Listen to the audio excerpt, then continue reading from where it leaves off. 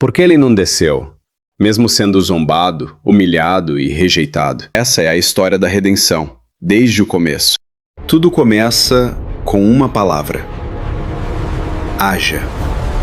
E do nada, tudo passa a existir. Luz, céus, terra, vida. E no sexto dia, Deus cria o homem. Ele o coloca em um jardim perfeito, sem dor, sem morte, sem medo. Mas no centro do jardim havia uma escolha: a árvore do conhecimento do bem e do mal. E uma ordem: não coma dela ou você morrerá. Então surge a serpente, sutil, enganadora. Ela distorce a verdade, e o homem escolhe desobedecer. Naquele momento, tudo muda. O pecado entra, a inocência morre, a vergonha nasce, e com ela, a morte. Para impedir que o homem viva eternamente em pecado, Deus o expulsa do jardim.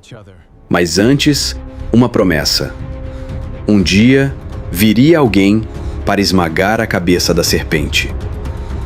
Fora do jardim, a vida continua, mas agora marcada pela dor. Adão e Eva têm 2 filhos, Caim e Abel. Um dia, eles oferecem sacrifícios a Deus. Abel entrega o melhor que tinha. Caim apenas entrega. E Deus aceita Abel, mas rejeita Caim. O coração de Caim se enche de ódio. E no campo, ele mata seu próprio irmão. O primeiro sangue humano derramado. Caim se torna um fugitivo. A violência começa a crescer. O tempo passa, muito tempo. Gerações nascem e morrem. A humanidade cresce, mas algo está errado. O coração do homem é continuamente mau. Então Deus decide agir. Um dilúvio, fim, recomeço. Apenas um homem encontra graça: Noé. Ele, sua família e uma arca. As águas cobrem tudo, e o mundo é apagado. Quando as águas baixam, Deus faz uma aliança: nunca mais destruir a terra com um dilúvio. Mas o problema ainda permanece. O coração humano não mudou. A humanidade se une novamente, mas não para buscar a Deus, para desafiá-lo. Eles constroem uma torre, autossuficiente para alcançar os céus, a Torre de Babel. Mas Deus desce, e em um instante confunde suas línguas, divide os povos e os espalha pela terra. E é nesse mundo, dividido, confuso e perdido, que Deus começa algo novo, não com multidões, mas com um homem: Abraão. Capítulo 2. A promessa: Abraão, Isaque e Jacó. Ele vivia entre seu povo, com sua família, com sua história. Até que um dia, Deus fala: saia da sua terra, da sua parentela, e vá para o lugar que eu vou te mostrar. Sem mapa, sem garantias, apenas uma promessa: eu farei de você uma grande nação. Mas havia um problema. Sua esposa não podia ter filhos. Era estéril. E o tempo não ajudava. Os anos passam. Nada acontece. A promessa parece distante. Mesmo assim, ele continua, caminhando, acreditando, esperando. Até que, depois de décadas, o impossível acontece. Um filho nasce. A promessa começa a tomar forma. Mas Deus decide testar. Ofereça seu filho, o filho da promessa, o único. Abraão sobe o monte, com o coração em silêncio. Levanta o cutelo, mas no último instante, Deus intervém. A promessa não seria destruída. Ela continuaria. Isaque cresce e se casa com Rebeca. Mas novamente, o mesmo problema. Ela também era estéril. até que Deus age, e 2 filhos nascem. 2 caminhos, 2 nações. E, desde o ventre, já havia conflito. E a promessa seguiria por um caminho inesperado. Esaú, o mais velho, forte, caçador.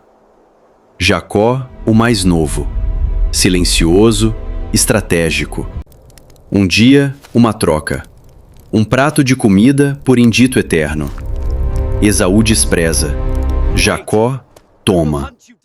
Mas não para por aí. Com engano, ele rouba a bênção do pai e precisa fugir.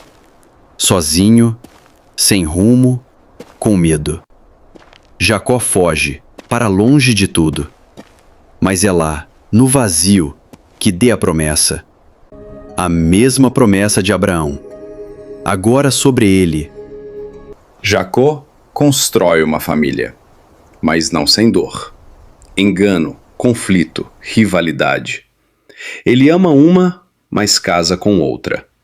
Trabalha anos, é enganado e continua. Até que, finalmente, tem filhos. 12. 12 filhos, que se tornariam 12 tribos. Uma nação começa a nascer. Mas a história ainda não está resolvida, porque dentro dessa família existe inveja, traição e escolhas que mudariam tudo. A promessa está viva, mas o caminho ainda será marcado por dor. Capítulo 3. José, a traição e o propósito. Entre os filhos de Jacó havia um favorito, o filho amado, o escolhido. Seu pai o tratava de forma diferente, e isso gerou algo perigoso: inveja. Mas não era só isso. José tinha sonhos, sonhos onde seus irmãos se curvavam diante dele. E quando ele contou, o ódio cresceu. Um dia, longe de casa, a oportunidade apareceu.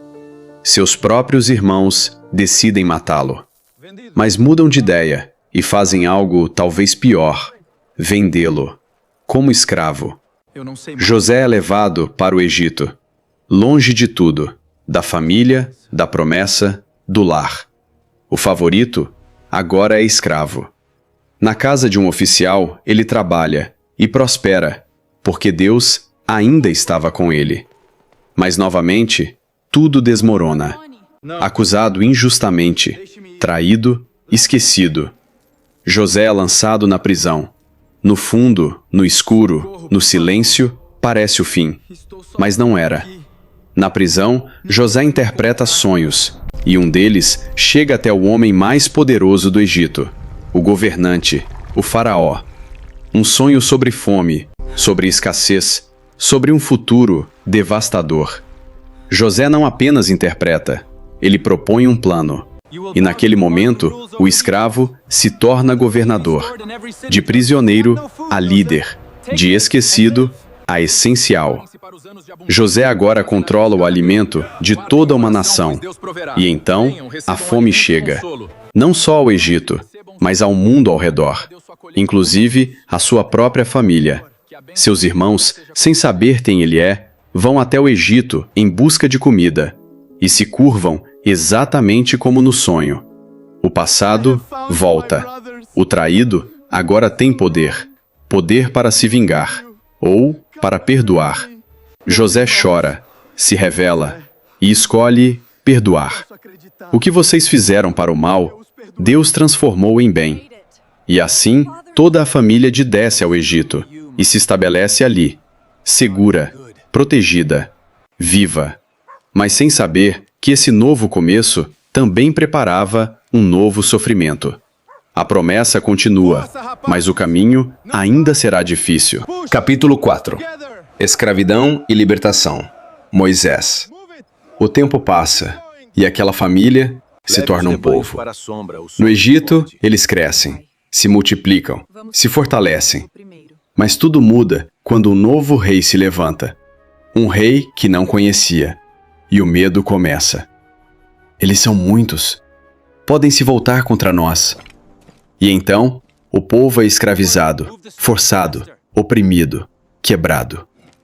Dias viram anos, anos viram gerações. O povo clama, mas o céu parece em silêncio. Até que nasce uma criança, em um tempo de morte, onde meninos hebreus eram condenados. Para sobreviver, ele é colocado em um rio e encontrado pela filha do faraó. Criado dentro do próprio império, mas ele nunca esquece quem é.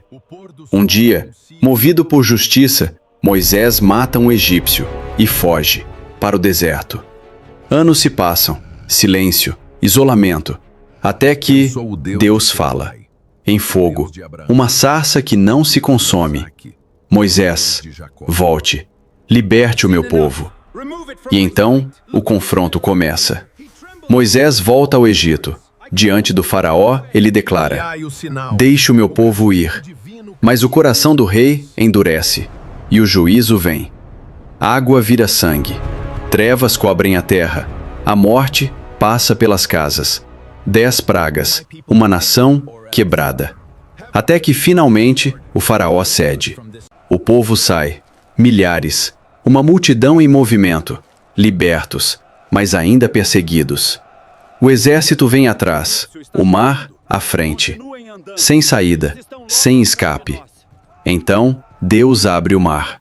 O impossível acontece, o povo atravessa, em terra seca.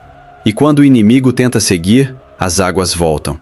E tudo termina, liberdade. Mas não o fim da jornada. Porque sair do Egito foi fácil. Difícil seria tirar o Egito de dentro deles. No deserto, Deus ensina, corrige, guia, entrega leis, mostra quem Ele é. Mas o povo duvida, reclama, desobedece. E por isso, o caminho que levaria meses dura anos, 40 anos, até que uma nova geração esteja pronta. A promessa está próxima, a terra está diante deles, mas a história ainda continua. Capítulo 5. Terra prometida, juízes e reis. Depois de anos no deserto, eles finalmente chegam. A promessa está diante deles, a terra. Sob a liderança de Josué, o povo avança, cidades caem, muros desmoronam, nações são derrotadas. O impossível acontece de novo. A terra prometida é conquistada. Mas algo começa a mudar. Sem uma liderança forte, o povo se perde. E então começa um ciclo. Eles se afastam de Deus, se corrompem, são oprimidos, eles sofrem, clamam. E Deus levanta alguém, um libertador, um juiz. Libertação, paz. Mas não por muito tempo. Tudo começa de novo. Geração após geração, o mesmo erro, a mesma queda. Até que o povo decide: queremos um rei. Querem ser como as outras nações, visíveis, fortes, controlados por um homem. E Deus permite. O primeiro rei surge, forte, imponente, mas instável. E com o tempo, se afasta de Deus. Então, um novo rei é escolhido, não pela aparência, mas pelo coração. Um pastor, um guerreiro, um homem falho, mas que buscava a Deus. Ele vence gigantes, expande o reino, estabelece Jerusalém. Mas mesmo ele cai, erra e paga o preço. Depois dele, vem seu filho, o mais sábio, o mais rico. Ele constrói o templo, o auge de Israel. Mas termina mal. Se perde, se afasta. E então, tudo se quebra. O reino se divide, norte e sul, Israel e Judá.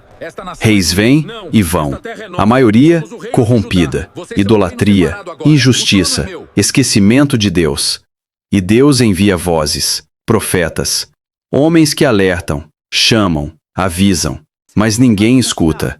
Até que o juízo chega. O reino do norte é destruído, o povo espalhado. Anos depois, o sul também cai. Jerusalém destruída, o templo em ruínas, o povo levado, exilado. Tudo parece perdido. A promessa parece quebrada, mas não estava.